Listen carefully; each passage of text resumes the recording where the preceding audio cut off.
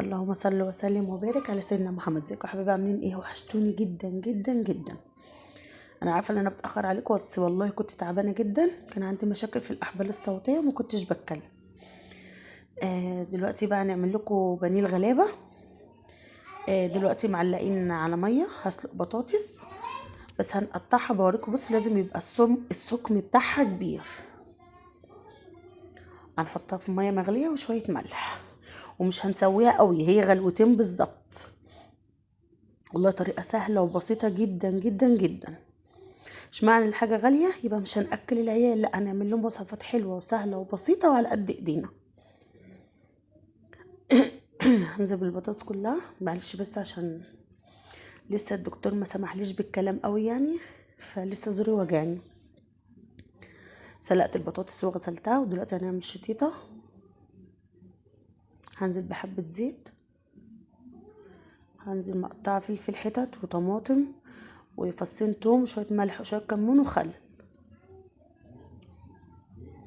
هنزل دلوقتي بالفلفل، هنشوحه، هنديله لون بس. الأكلة دي بجد بجد بتبقى رهيبة.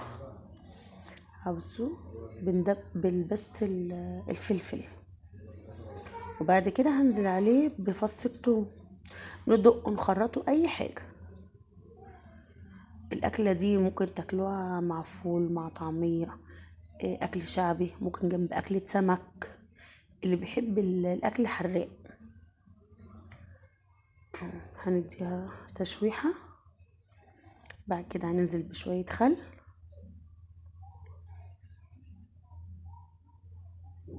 باركوا اللي انا اديتها لون برضو. حبة خل، نديها تقليبة.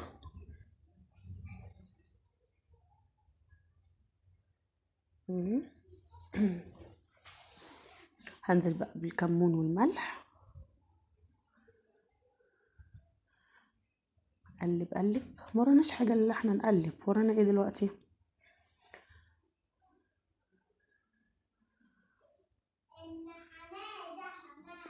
هنزل بالطماطم،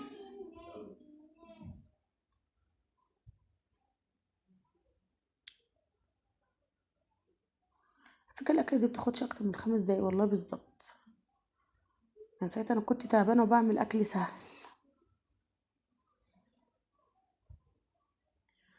دلوقتي بقى أنا جهزت دي شوية فيجيتار أو بصومات أيا كان، نص كوباية. هنحط عليها نص كوباية اللهم صل على النبي، نسيت اسمها. هنا دي كوباية دقيق ونص كوباية نشا. معلش والله مسجلاه بقاله كتير. وشوية فلفل أسمر، وهنزل شوية توم على بصل، تقريبا مسنة كمون صغيرة.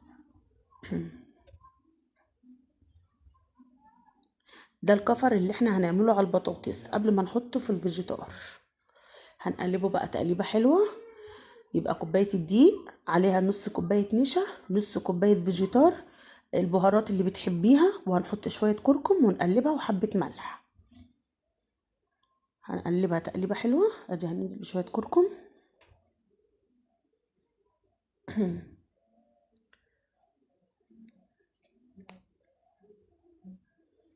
اعذروني والله عشان تعبانة، بس الحمد لله انا احسن من الاول بكتير.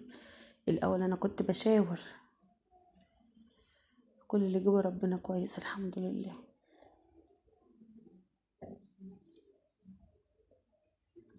هنقلبهم بقى حلو. كوبايه ميه من الحنفيه عادي. هنعمل خليط سايل زي خليط الكيكه كده. هقلب تقريبا، خدت برضو كوبايه ونص ميه. هنزل بشويه ميه تاني.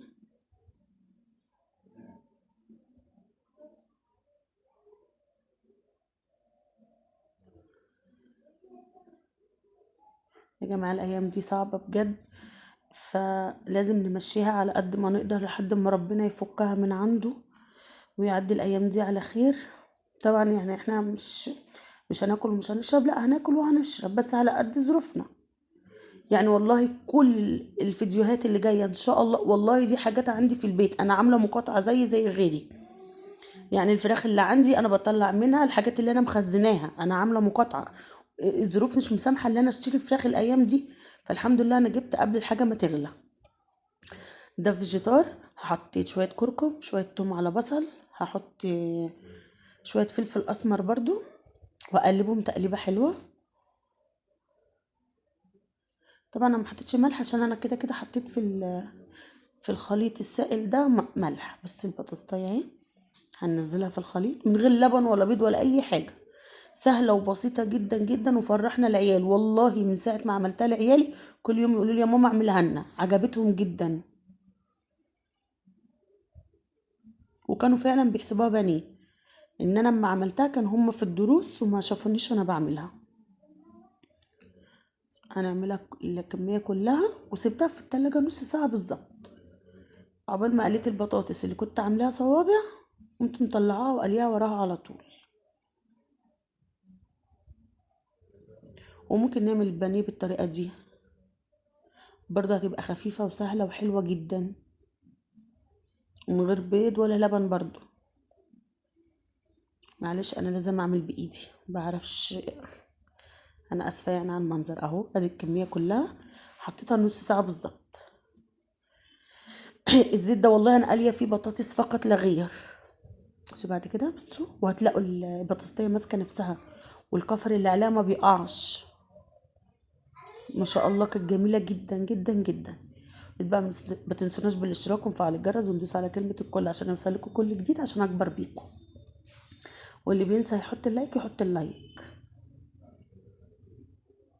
اهو بصوا هوريكم، بصوا ماسكه نفسها ازاي، ما شاء الله بجد. بصوا ولا بيقع ولا اي حاجه، ما شاء الله. بألف هنا وشفا اللي ليه نصيب في حاجه والله، وكم مقرمش كمان.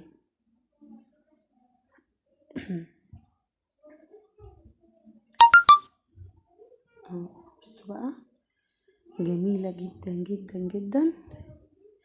يا ريت بقى متنسوناش باللايك، وان شاء الله الوصفات اللي جايه تكون حاجه على قد ايدينا وعلى قد الظروف اللي احنا فيها، وربنا يفكها على الناس كلها يا رب ويعدي الازمه دي على خير.